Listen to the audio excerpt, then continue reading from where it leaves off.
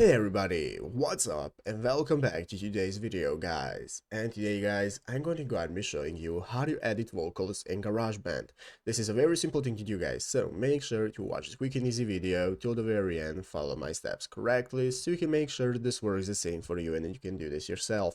But yeah guys, let's get straight into it. So the first thing you want to do guys is go ahead and open up the official GarageBand application on your mobile phone if you haven't already. If you do not already have it, just go to the App Store and download it, and after opening it up, you'll be greeted by this main page right here, which is the home page of GarageBand, where we can get started choosing what we want to record. So here in the upper left corner, we have the live loop section where we can go and select a loop, or we can go to the tracks to record a track ourselves, and so on. So as you can see, you can go ahead and get started playing an instrument like a keyboard, drums, and so on. You also have the option to go ahead and connect your guitar, or just record yourself whatever you want to do, playing an instrument, sing, and so on.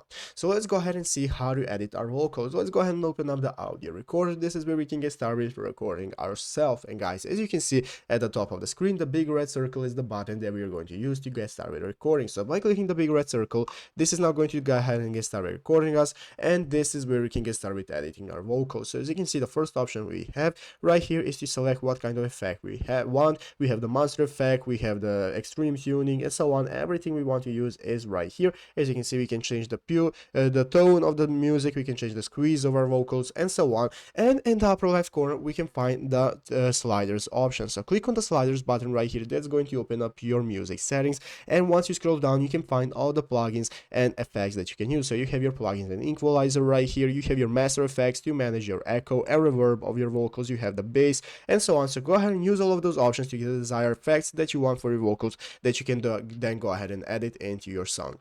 But yeah guys, basically that is how to do it. So I hope this video was helpful. If it was, make sure to leave a like, subscribe to the channel. So you guys, thanks for watching, take care, and bye.